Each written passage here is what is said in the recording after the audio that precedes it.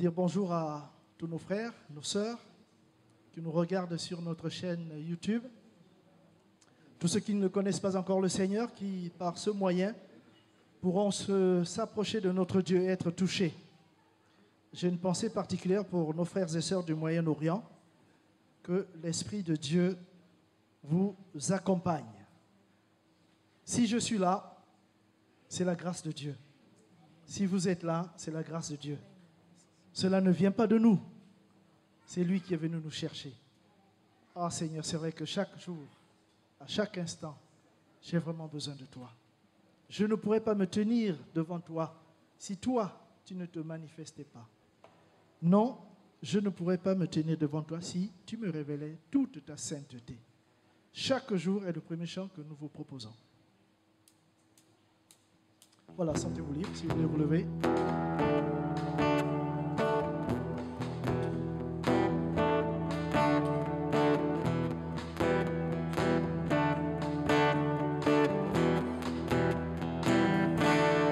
Je ne pourrai pas me tenir devant toi si tu me révélais toute ta sainteté. Jésus m'a aimé de toute éternité et c'est à travers lui que je peux m'approcher. Chaque jour, je peux marcher dans tes bras. Chaque instant, chaque pas, et vivre de ton amour. Chaque jour, je veux entendre ta voix, que ma vie soit pour toi, comme un parfum d'amour.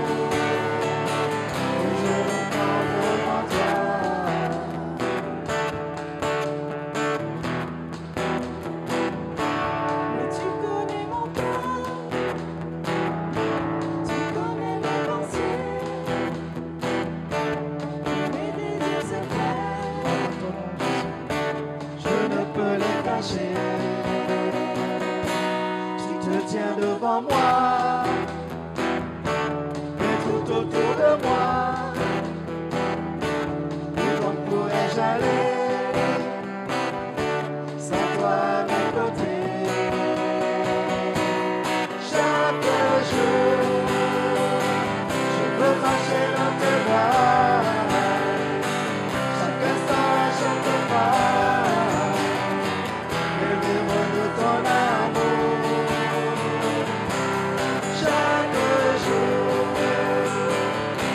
Entendre ta voix,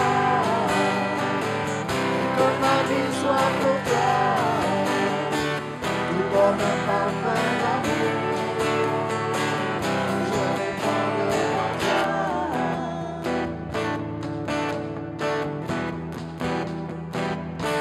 et j'ai besoin de toi pour assurer mon pas, pour que ma vie entière soit noyé de lumière.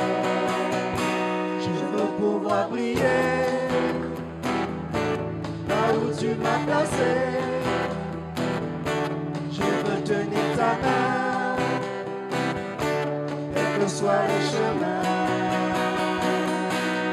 Chaque jour, je veux marcher dans tes bras. Chaque instant, chaque pas,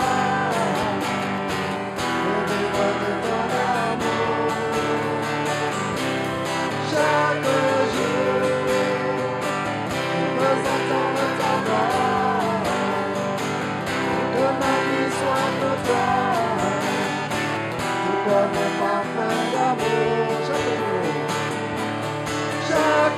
jour, je peux marcher dans tes bras. Chaque instant, chaque pas, et vivre de ton amour. Chaque jour, je veux entendre ta voix,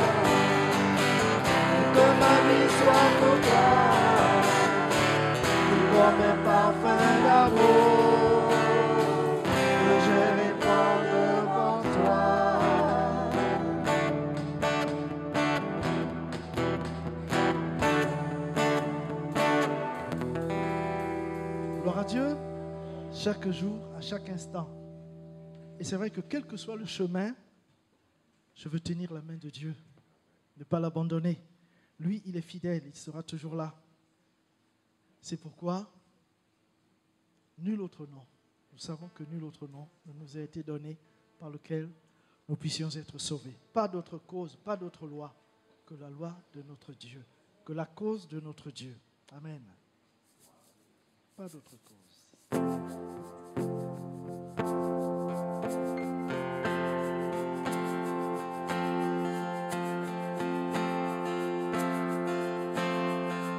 d'autre cause, pas d'autre loi, nul autre nom, nul autre roi que ce visage, que cette voix, que ce sauveur parmi le roi.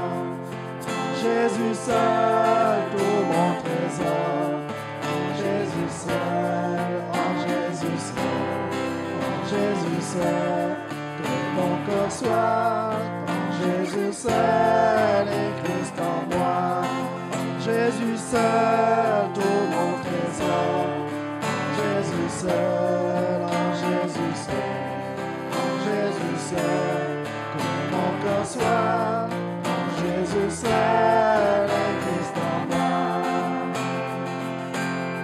Pas de royaume, pas de valeur, la joie du Christ pour seul bonheur. Un étranger, un voyageur, Tu vois les cieux, le serviteur, en Jésus seul, tout mon trésor, en Jésus seul, en Jésus seul, en Jésus seul, que mon cœur soit, en Jésus seul, le Christ en moi, en Jésus seul, tout mon espoir, en Jésus seul, toute ma gloire, en Jésus seul, que je demeure, en Jésus seul, en Jésus seul.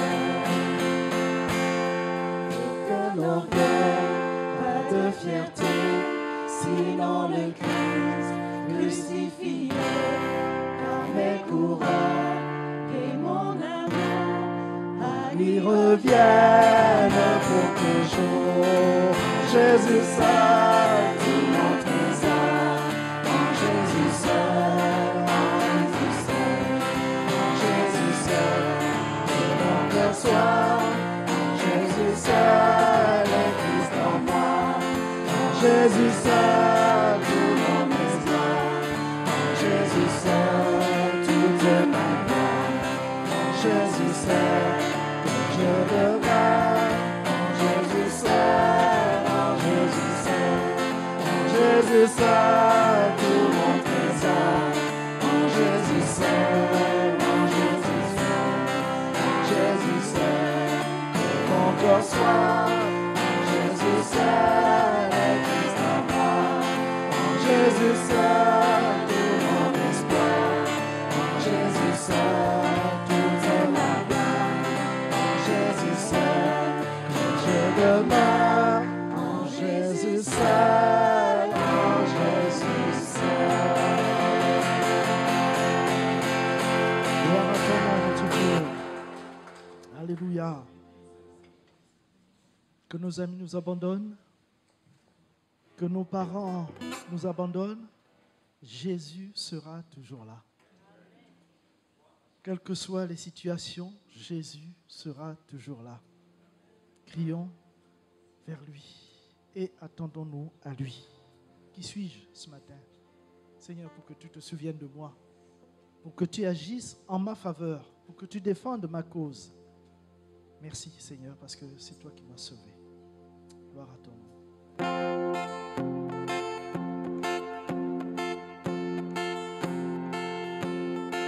qui suis-je pour que le roi des cieux me recevoir? Père du Maître et par sa grâce Ton amour pour moi, il m'a libéré.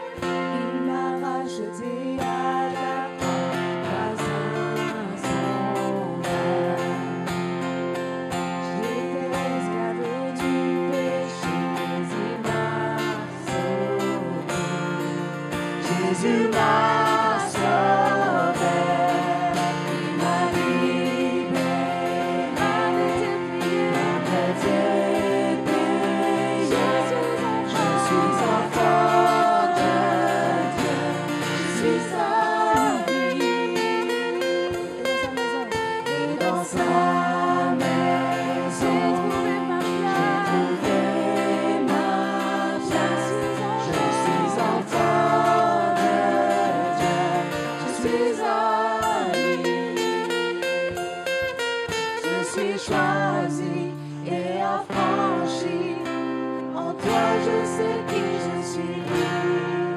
Tu es pour moi, pas contre moi. En toi, je sais qui je suis choisi. Je suis choisi et affranchi. En toi, je sais qui je suis. Tu es pour moi, pas contre moi. En toi, je sais qui je suis choisi. Je suis choisi et affranchi. En toi, je sais qui je suis. Tu es pour moi, pas contre moi. En toi, je sais qui je suis. En toi, je sais qui je suis. Tu m'as libéré de tes péchés. Je suis en toi de Dieu. Je suis à lui. Et dans sa maison, j'ai trouvé ma place. Je suis en toi de Dieu. Je suis à lui. Et dans sa maison, j'ai trouvé ma place. Je suis enfant de Dieu. Je suis à lui.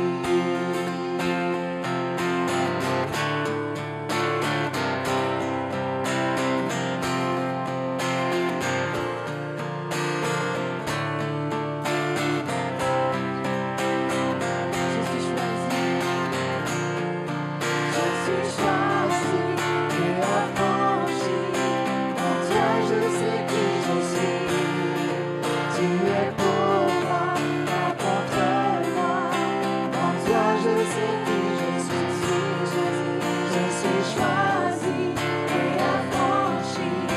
En toi, je sais qui je suis.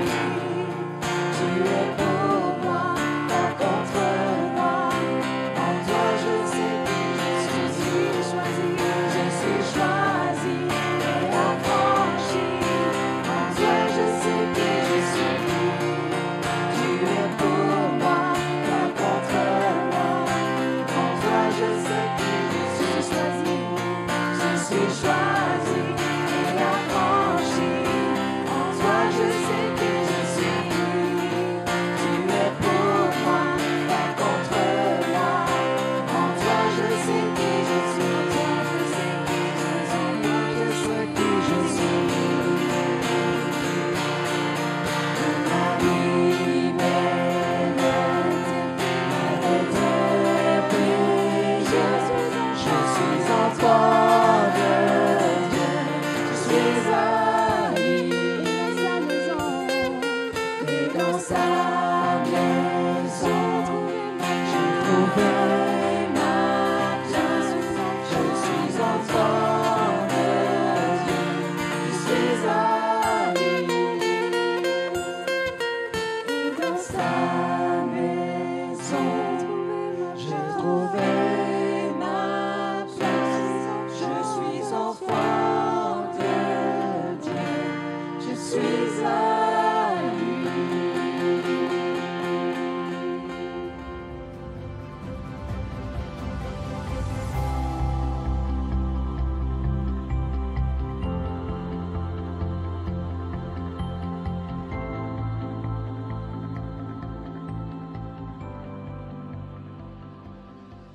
Bienvenue à tous. J'aimerais parler sur Paul à Troas dans Actes chapitre 20 et au verset 6. Pour nous, après les jours des pains sans levain, nous nous embarquâmes à Philippe et, au bout de 5 jours, nous les rejoignîmes à Troas où nous passâmes 7 jours.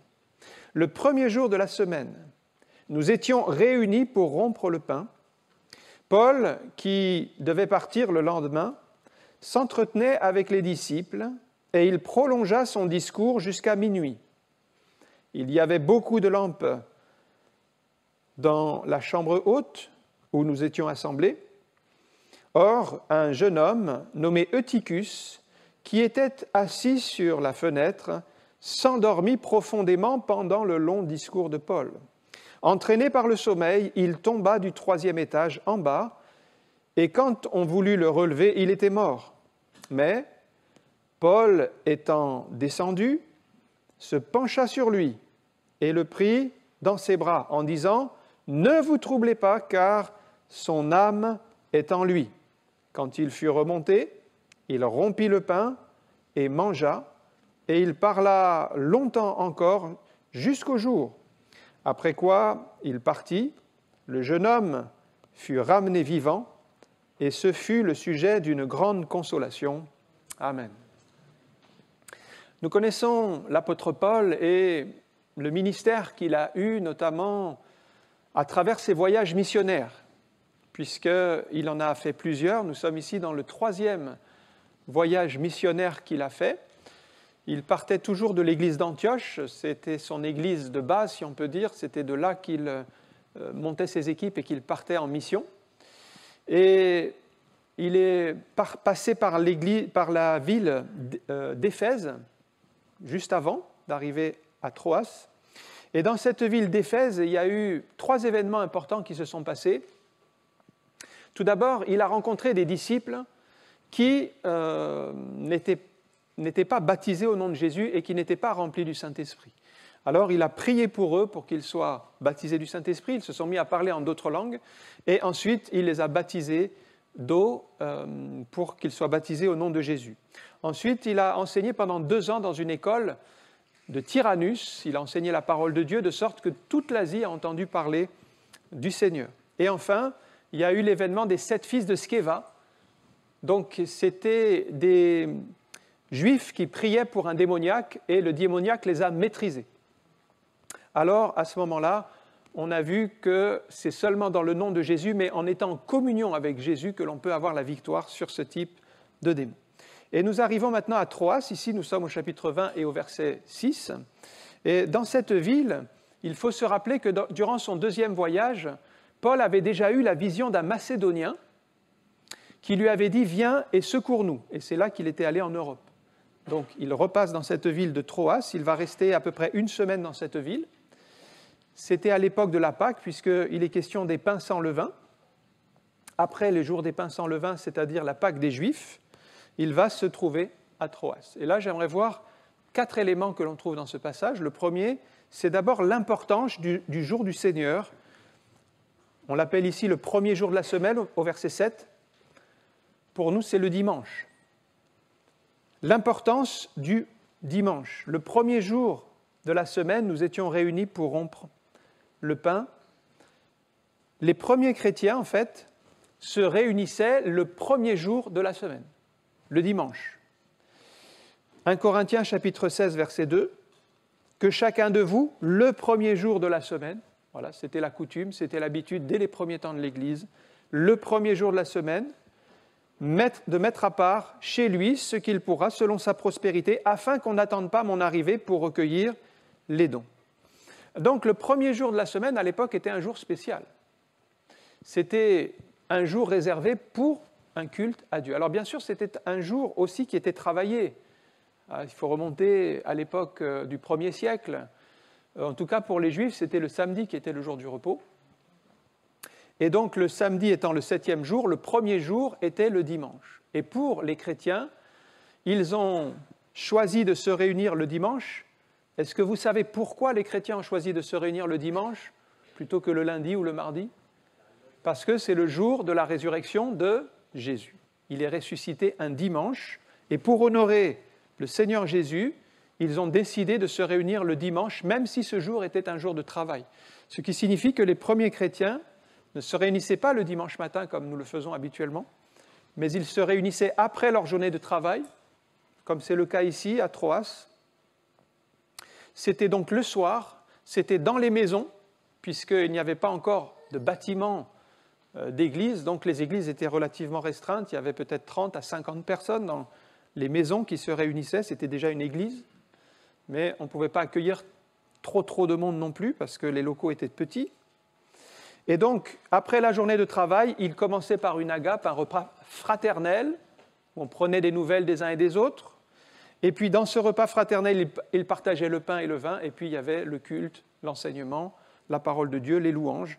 Tout cela se faisait dans les maisons. Ce n'est seulement qu'en 321 après Jésus-Christ que le dimanche est devenu le jour du repos, puisque c'est Constantin qui l'a imposé à tout l'Empire romain. Mais au moins pendant 3 siècles, donc, les chrétiens se réunissaient le soir, et non pas dans la journée ou le matin, comme nous le faisons aujourd'hui, puisque c'était un jour de travail. Donc aujourd'hui, c'est plus facile. Le dimanche étant un jour férié, dans la plupart des cas, eh bien, nous pouvons nous réunir le matin. Alors l'importance du dimanche, elle ressort de ce texte, comme celui que nous avons lu, parce que les premiers chrétiens accordaient une place importante au culte. Pourquoi ? Parce que le culte, c'est déjà un rendez-vous avec Dieu. Quand nous venons, par exemple, le dimanche matin, eh bien, nous avons rendez-vous avec le Seigneur. Moi, j'ai un agenda électronique, mais tous mes dimanches matins, c'est réservé pour le Seigneur. Et le mardi soir, il n'y a pas beaucoup de amen. Le mardi soir aussi, c'est un rendez-vous avec Dieu. Eh oui. Tous mes rendez-vous avec Dieu sont déjà calés. Alors vous allez dire, mais oui, c'est normal, vous êtes pasteur. Mais même avant d'être pasteur, même si je n'étais pas pasteur, le dimanche, c'est un rendez-vous avec Dieu. Que vous soyez pasteur ou pas. C'est un rendez-vous avec Dieu qu'il faut caler, qu'il faut... j'allais dire que tous les autres événements vont venir autour, mais ce rendez-vous-là, il est incontournable. C'est important. Et ça, les premiers chrétiens l'avaient compris. Et voyez, c'était peut-être plus difficile pour eux, parce que imaginez qu'on ait nos cultes le lundi soir, par exemple. Premier jour pour nous, le premier jour de la semaine, ce serait le lundi soir. Pour eux, l'équivalent, ils se réunissaient comme le lundi soir, donc ils avaient toute leur journée de travail, et le lundi soir, ils se réunissaient encore. Et ils avaient pris cette habitude, avec sérieux, de le faire. Mais pourquoi ? Pour honorer Dieu. Matthieu chapitre 4, verset 10, « Tu adoreras le Seigneur ton Dieu et tu le serviras lui seul. » C'est dans cet état d'esprit que nous venons dans la présence de Dieu. Deutéronome 10, 20, « Tu craindras l'Éternel ton Dieu, tu le serviras, tu t'attacheras à lui. » Est-ce que l'on peut dire qu'on est vraiment attaché au Seigneur ? Si on est vraiment attaché au Seigneur, alors tous les rendez-vous, on les cale et ils sont importants et on ne manque pas un culte parce que c'est important d'être dans la présence de Dieu. On est attaché à venir dans sa présence. Tu ne jureras point et tu jureras par son nom. Alors on doit arriver à un niveau où on réalise que le culte, c'est vraiment un rendez-vous avec Dieu. Ce n'est pas seulement des temps de chant, la prédication, c'est très bien, mais c'est d'abord un rendez-vous spirituel avec notre Dieu pour adorer Jésus, pour bénir le Seigneur, pour être au contact de sa présence. C'est même la volonté de Dieu. Et si, j'allais dire, pour vous, ça n'a pas d'importance, manquer un culte, finalement, ce n'est pas si important, ce n'est pas si grave, c'est que vous n'avez pas encore saisi l'importance spirituelle du culte. Parce que manquer un culte, c'est quelque chose. C'est quelque chose qu'on ne devrait pas manquer, sauf si on est malade, si on ne peut pas vraiment, si on a vraiment une raison valable, mais pas pour une raison futile. On ne devrait pas manquer un culte comme ça. Les chrétiens réalisaient que chaque culte, c'est vraiment important d'être fidèle, d'être présent pour être au contact de la présence de Dieu. Alors, j'ai remarqué au verset 7,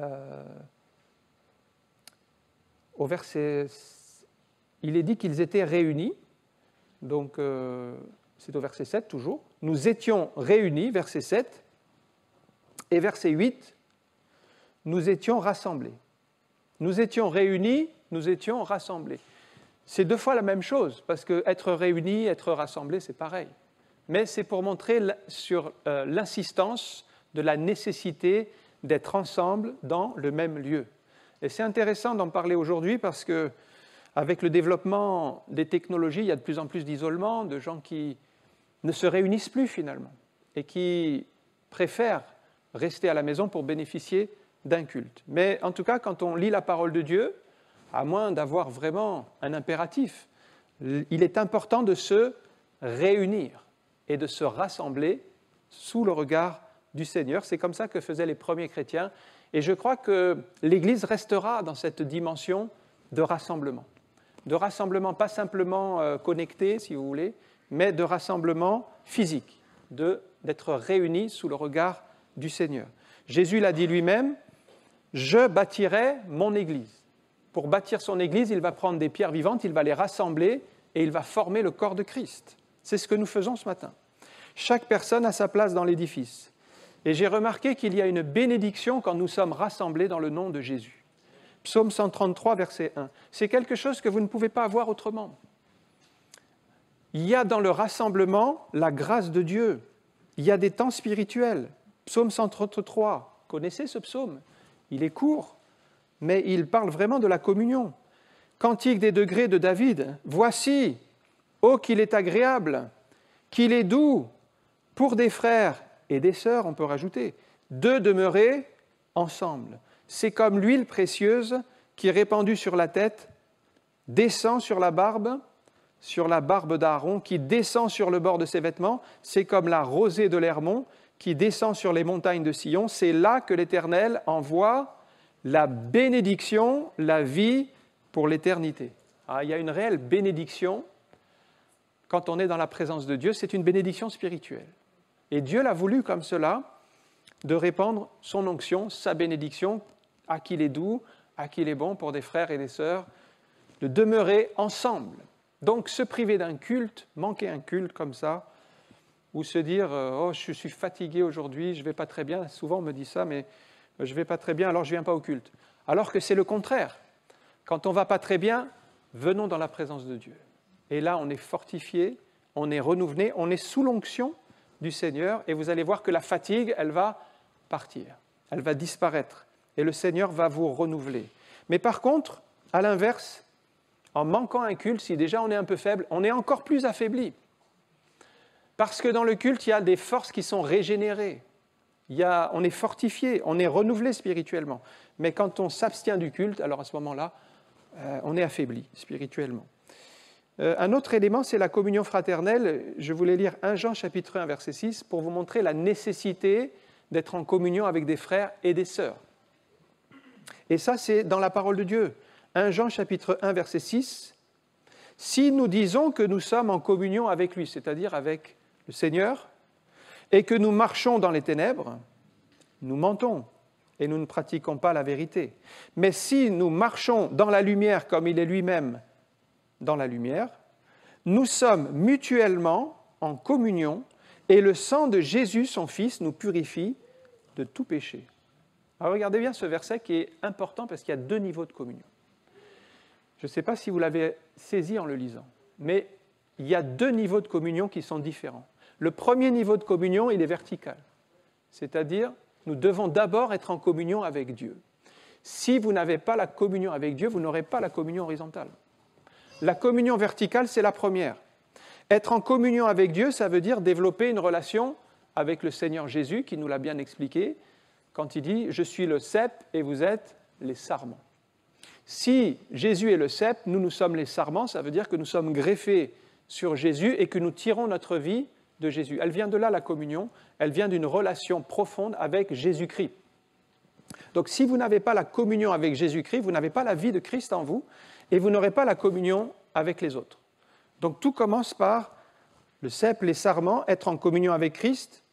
Et celui qui est en communion avec Jésus, le texte dit, alors il ne marche plus dans les ténèbres. Il y a une séparation.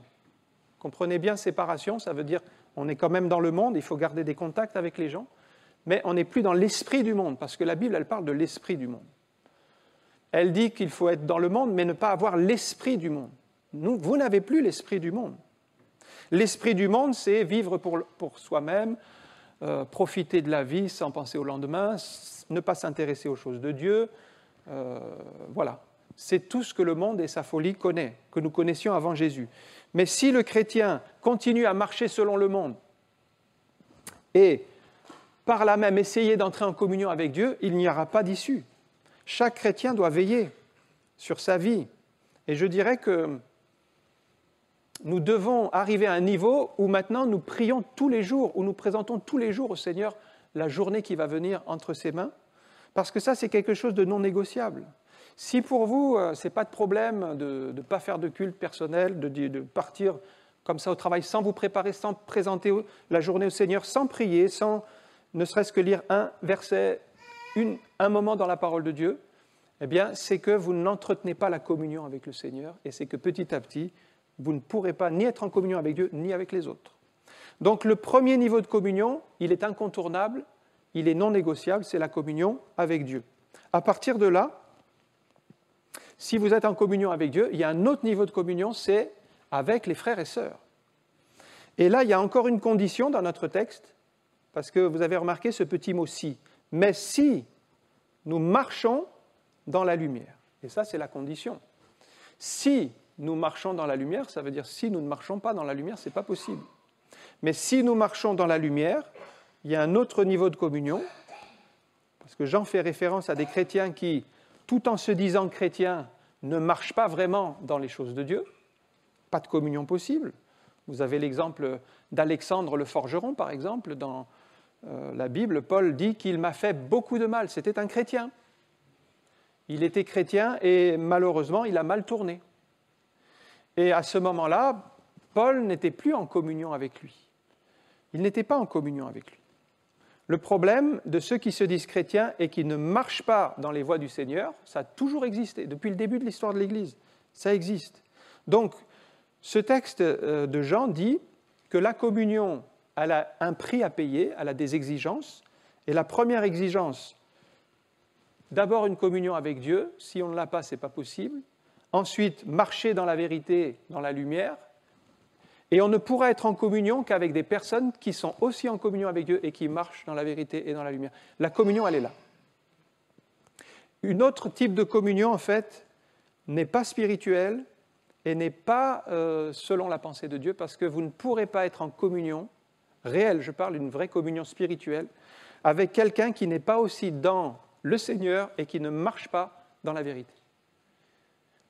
Et si vous entrez en communion avec cette personne-là, eh bien forcément, il y aura une influence spirituelle sur votre vie qui va affecter votre relation avec Dieu. Donc vous ne pourrez pas être en communion réelle, si vous voulez garder la communion avec Dieu, j'entends.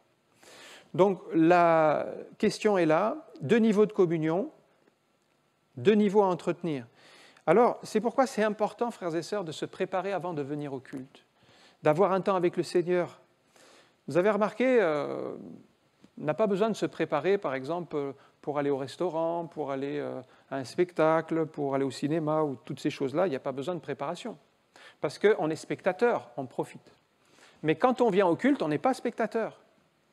On est participant. Et donc, quand on vient au culte, on vient pour adorer le Seigneur et entrer, prendre sa place dans la louange, dans l'adoration. C'est pour ça qu'on doit préparer notre âme à élever le Seigneur. Et ne pas venir, tiens, comme si on allait à un spectacle, comme si on allait pour écouter, pour recevoir, mais on vient pour apporter et on se prépare. On se prépare.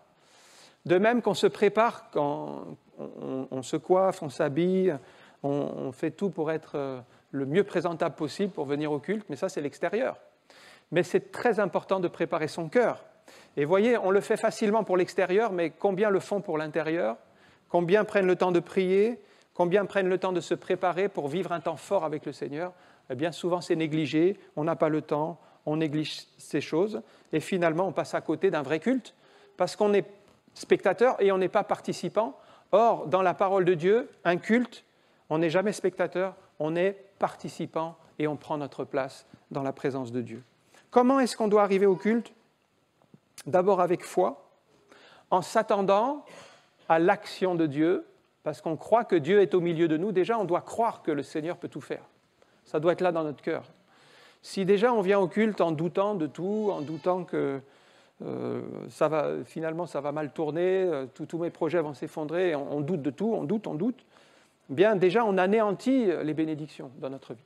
Donc déjà, venons au culte avec foi, en nous attendant à la grâce de Dieu, ayant un cœur ouvert. Ensuite, venons avec enthousiasme. Psaume 122, verset 1. Vous connaissez sûrement ce psaume. Je suis dans la joie quand on me dit « Allons au stadium de Toulouse ». Ah non, c'est pas ça. Non, mais des fois, il y a plus de joie pour aller à un spectacle, à un match de foot. Ah, on est dans la joie, on explose de bonheur. Mais alors, pour venir dans la présence de Dieu, on traîne les pieds. Alors que ça devrait être le contraire. Je suis dans la joie quand on me dit « Allons à la maison de l'Éternel ». Et moi, je dirais « Je suis dans la joie quand on me dit « Allons à l'église de Toulouse-Ouest ». ce n'est pas dans la Bible, mais je le rajoute. Allons à l'église de Toulouse-Ouest. C'est la maison de l'Éternel. Et on devrait venir avec enthousiasme. Et c'est pourquoi déjà, dès le premier chant, dès qu'on commence à monter nos louanges vers le Seigneur, il devrait y avoir la ferveur, la joie. Je suis dans la joie quand on me dit... Alors, avant de venir au culte dimanche prochain, mettez-vous ce verset-là avant de partir dans votre voiture ou dans votre Bible. Je suis dans la joie quand on me dit « Allons à la maison de l'Éternel ». Et remplissez-vous de cet esprit de foi, d'enthousiasme. Venons aussi avec humilité pour recevoir ce que Dieu veut nous dire. Étant à l'écoute, il y aura des dons spirituels, il y aura la parole de Dieu, il y aura des échanges, des exhortations des uns et des autres. Le Seigneur utilise tous ces moyens pour nous parler, pour nous façonner. Le deuxième élément dans ce passage, c'est le sommeil spirituel qui a gagné Eutychus.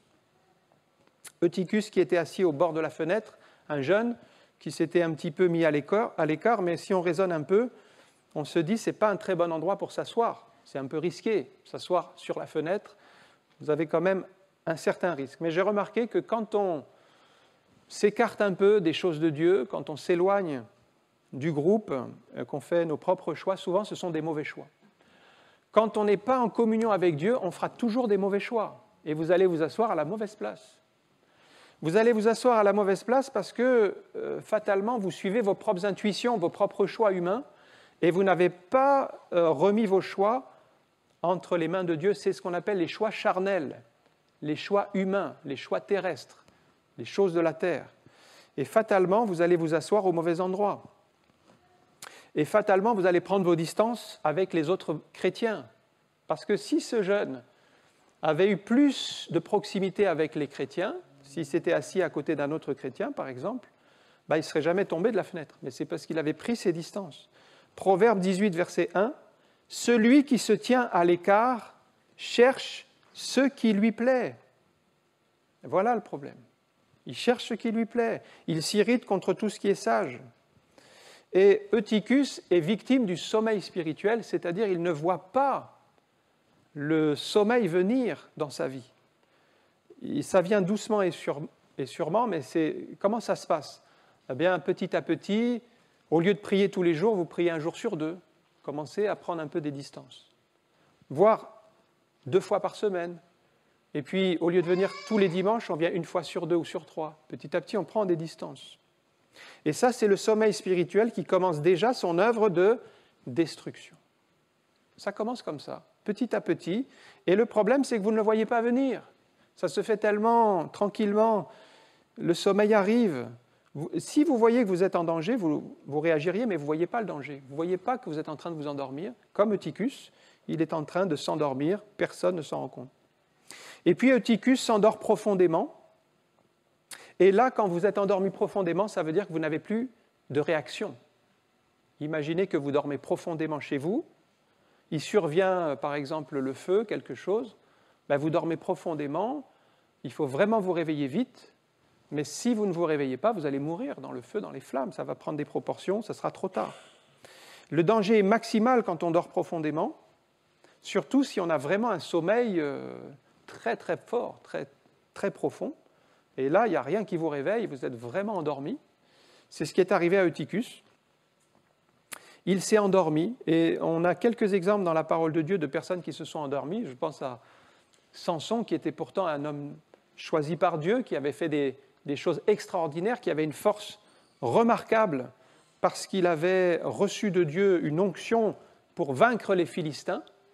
Mais à un moment donné, avec une femme qui s'appelait Delila, qui était d'ailleurs du peuple des Philistins, un ennemi du peuple de Dieu, déjà un mauvais choix, bon. Il avait fait un mauvais choix en allant avec cette femme. Et les Philistins ont demandé à Delila de toucher le cœur de son mari pour qu'il lui avoue d'où venait cette force. « Dis-moi, je te prie, d'où vient ta grande force ?» Alors, à plusieurs reprises, elle vient le voir. Et puis il lui dit, si on me lie avec 7 cordes fraîches, alors je ne pourrai plus rien faire. Alors les Philistins le font pendant son sommeil. Et puis, il éclate toutes les cordes. Et la femme revient, mais tu m'as menti, alors dis-moi quel est le secret de ta force. Alors il dit, si on me lie avec 7 cordes neuves, alors je serai comme le reste des hommes. Alors, pendant son sommeil, ils lui font la même chose, et quand il se réveille, il se dégage. Alors la femme revient, mais tu m'as menti, alors dis-moi d'où est le secret de ta force. Alors il dit, si on me lie les 7 tresses de ma tête, si on les tisse ensemble, alors je perdrai toute ma force. Alors pendant son sommeil, ils lui font cela, et quand Samson se réveille, il a encore de la force. Et puis finalement, il finit par avouer son vrai secret. Le vrai secret, c'est qu'il ne fallait pas lui raser les cheveux. Il avait les cheveux depuis sa naissance, on ne lui avait jamais coupé les cheveux, et la force lui venait de cela. Alors il lui avoue, si on me coupait les cheveux, je perdrais ma force. Et il y a un verset, vous voyez, Juge chapitre 16, verset 19, il n'y a pas de hasard dans la Bible. Le texte dit, elle, c'est-à-dire Delila, l'endormit sur ses genoux, et cet homme va tomber dans un profond sommeil. Et dans ce profond sommeil, il ne réagit plus, il ne se rend plus compte du danger. Ayant appelé un homme, elle rasa les 7 tresses de la tête de Samson, et commença ainsi à le dompter, il perdit sa force. Voilà le point clé, c'est que quand vous tombez dans le sommeil spirituel, vous allez perdre votre force. Vous allez perdre votre force. Votre force spirituelle va disparaître. Peut-être vous avez eu des grandes victoires dans le passé, gloire à Dieu, comme Samson, il avait pu vaincre ses ennemis. Mais si aujourd'hui vous laissez le sommeil, comme Delila l'a endormi sur ses genoux, si vous laissez le sommeil vous envahir d'un sommeil profond, eh bien vous allez perdre toutes les bénédictions que vous avez reçues. Et combien de géants sont tombés? On a vu ensuite cet homme qui s'est réveillé. Samson a dit, mais je m'en tirerai comme les autres fois, mais il ne savait pas que l'Éternel s'était retiré de lui. Et les Philistins l'ont arrêté et ils l'ont fait tourner la meule jusqu'à la fin de sa vie, jusqu'à pratiquement la fin de sa vie, puisqu'il est sorti une dernière fois. Mais il a fini sa vie les yeux crevés en tournant la meule, alors qu'il avait une bénédiction de Dieu sur sa vie, il avait une force surnaturelle, mais qu'il a abandonnée par ce sommeil. Il a tout perdu. Et combien sont tombés parce qu'ils n'ont pas vu le sommeil arriver? Combien ont les yeux crevés en train de tourner la meule parce que, en fait, ils se sont endormis spirituellement. Voyez le danger du sommeil spirituel. Bien, certains sommeillent aussi à l'heure de la prière, comme Pierre, Jacques et Jean. Vous connaissez ce passage à Gethsémanée, Jésus est en train de prier juste avant la croix, et il demande à 3 de ses disciples de venir prier avec lui parce qu'il y a un combat spirituel puissant. Et pendant ce temps de prière, les 3 s'endorment. Ils s'endorment au moment de la prière parce que c'est trop dur, parce que c'est difficile de prier finalement. Et Matthieu 26, verset 40, il vint vers ses disciples, donc c'est Jésus, qu'il trouva endormi, donc il était censé prier. Il dit à Pierre, vous n'avez donc pu veiller 1 heure avec moi, veillez et priez afin que vous ne tombiez pas dans la tentation. Vous voyez que si on veille et qu'on prie, on est quand même gardé. On est gardé. L'esprit est bien disposé, mais la chair est faible. Et dans leur cas, le sommeil a été le plus fort. Et ils n'ont pas pu prier 1 heure avec le Seigneur. Mais j'ai remarqué ceci, c'est que pour les choses spirituelles, vous serez souvent fatigué, vous n'aurez pas envie. Mais par contre, si on vous invite à un restaurant, on vous invite à un spectacle, alors là, ça vous donne de l'énergie. Alors que ça devrait être le contraire. Et qu'on devrait être motivé et zélé pour les choses de Dieu, mais là, c'est souvent là qu'on est fatigué et qu'on s'endort. Mais quand on fait les choses du monde, alors là, c'est facile. Pourquoi? Mais c'est très simple. C'est parce qu'il y a un réel combat spirituel quand vous commencez à faire les choses de Dieu. Donc il y a des oppositions qui se dressent. Il y a comme l'ennemi qui ne veut pas que vous priez. Mais quand vous voulez faire des activités mondaines, il n'y a pas de problème. Là, vous n'aurez pas de blocage, vous n'aurez pas d'empêchement. Vous serez même poussé à les faire facilement. Donc comprenons dans quel combat nous sommes. Et il faut constamment veiller et prier. C'est le message du Seigneur Jésus lui-même. Veillez et priez afin que vous ne tombiez pas en tentation. Donc c'est vraiment quelque chose de spirituel, c'est un combat. Paul le dit dans Romains 13, 11. Cela importe d'autant plus que vous savez dans quel temps nous sommes. C'est l'heure de vous réveiller enfin du sommeil, car maintenant le salut est plus près de vous que lorsque nous avons cru. Déjà, Paul évoque cette nécessité de rester en éveil spirituel, de ne pas se laisser endormir par le monde et ses plaisirs, mais d'être réveillé pour les choses de Dieu, les réunions, la prière, le culte personnel, avoir une vie dans le Seigneur.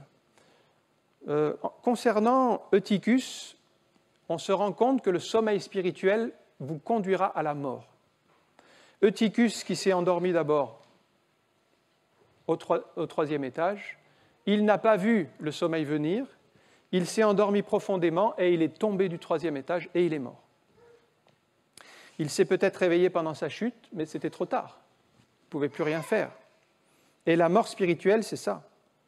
Et Jésus en parle en disant « Mais qui sera réveillé lors de mon retour ?» Dans Marc chapitre 13, verset 35. Il dit « Veillez donc, vous ne savez pas quand viendra le maître de la maison, c'est-à-dire, il parle du retour de Jésus, du Seigneur, ou le soir, ou au milieu de la nuit, ou au chant du coq, ou le matin. Craignez qu'il ne vous trouve endormi à son arrivée soudaine. » Donc déjà, le Seigneur nous avertit qu'il ne faudra pas être endormi le jour où il reviendra.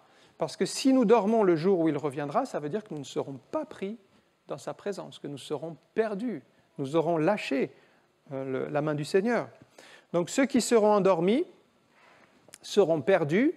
C'est pourquoi il dit « Craignez qu'il ne vous trouve endormis ». Non, il ne faudra pas dormir ce jour-là, il faudra être bien réveillé.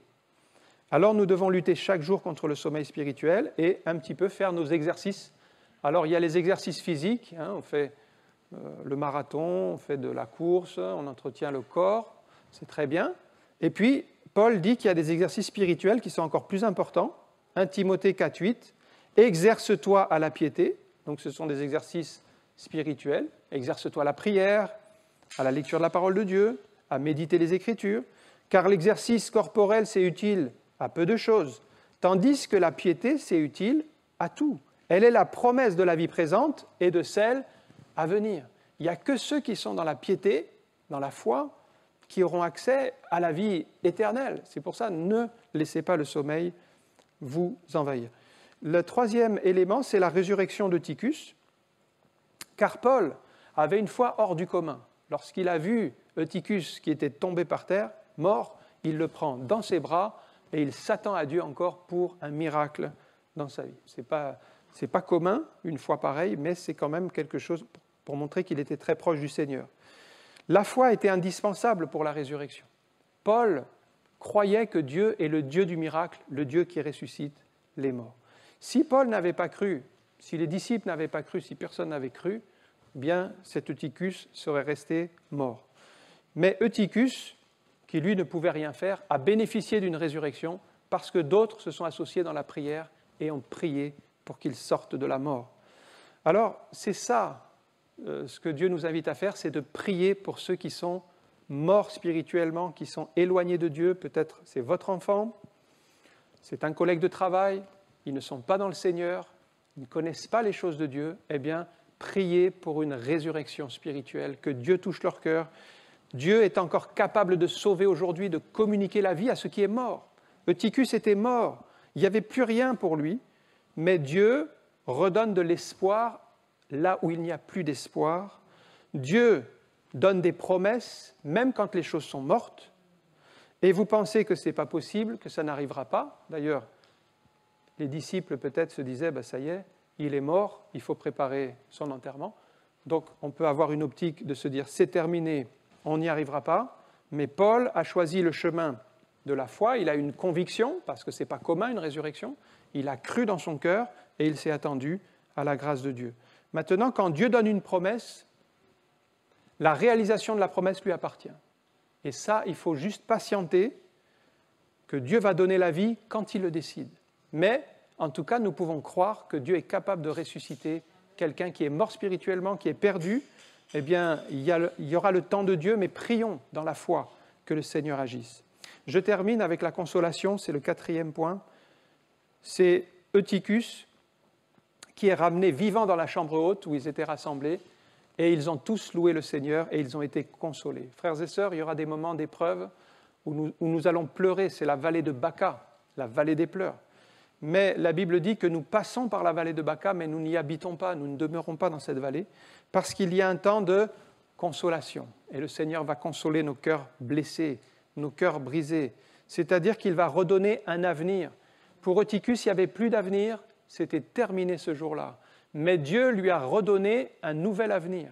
Il était mort et il est ressuscité.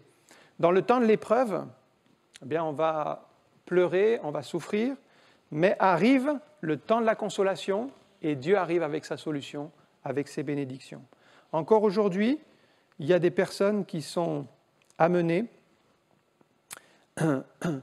qui sont touchées dans leur vie, qui sont peut-être à un point où ils se disent « pour moi c'est fini, il n'y a plus d'espoir, il n'y a plus rien devant, vous avez été rejeté par vos amis, vos collègues, vous êtes seul, vous êtes isolé, vous cherchez la consolation, personne ne vous comprend ». J'ai pensé à ce texte de 2 Corinthiens 1, versets 3 à 4. « Béni soit Dieu, le Père de notre Seigneur Jésus-Christ, le Père des miséricordes, le Dieu de toute consolation. » Vous voyez, toute consolation, donc il peut consoler toute personne, qui nous console dans toutes nos afflictions. Il n'y a pas de difficulté qui soit trop grande pour le Seigneur. Afin que par la consolation dont nous sommes l'objet, de la part de Dieu, nous puissions consoler ceux qui se trouvent dans l'affliction. Cette consolation va produire des bénédictions dans votre vie. On va prier quelques instants. Comme les premiers chrétiens, nous devons ce matin réaliser l'importance du culte que nous devons rendre à Dieu. Les rassemblements, l'Église réunie, il y a une réelle bénédiction. Et moi, je ne veux pas négliger aucun culte.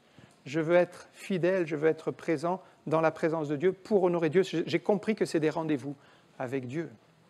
Veillons à ne pas laisser le sommeil spirituel nous envahir. On a vu le piège pour Eutychus. Il ne l'a pas vu venir, mais il a négligé, il s'est écarté, il a fait des mauvais choix. Veillons et prions comme Jésus nous le demande. Veillons les uns sur les autres, exhortons-nous à la charité, à l'amour, consolons-nous les uns les autres et attendons-nous encore à des résurrections. Il y a des morts spirituelles, eh bien il va y avoir des résurrections, il va y avoir des personnes sauvées encore. L'œuvre de Dieu va être faite. Merci encore pour ta parole. Tu es le Dieu de la vie, de la victoire. Et c'est avec foi que nous venons à tes pieds, Seigneur, en déposant tout fardeau, tout souci, en croyant, Seigneur, que tu vas agir dans les situations aujourd'hui où tout semble bloqué, perdu, il n'y a plus d'espoir. Eh bien, ce matin, nous nous attendons au Dieu qui crée des possibilités nouvelles, qui donne la vie là où il y a la mort, qui ressuscite même ce qui est mort en nous et qui nous donne, Seigneur, une nouvelle vision, un nouvel avenir. Comme pour Eutychus, c'était un nouveau départ dans sa vie, c'était comme une nouvelle vie. Eh bien, Seigneur, tu veux le faire pour chacun de nous. Lorsque nous sommes acculés, lorsque nous sommes dans des moments de découragement ou de défaite, d'abattement, Seigneur, nous voulons nous tourner vers toi, continuer à veiller, continuer à prier, continuer à garder cet éveil spirituel pour ne pas sombrer dans le sommeil. Ô Seigneur, garde-nous de ce sommeil. Seigneur, nous voulons être vigilants, être toujours attentifs à ta parole. Dans le nom de Jésus, Amen. Que le Seigneur vous bénisse.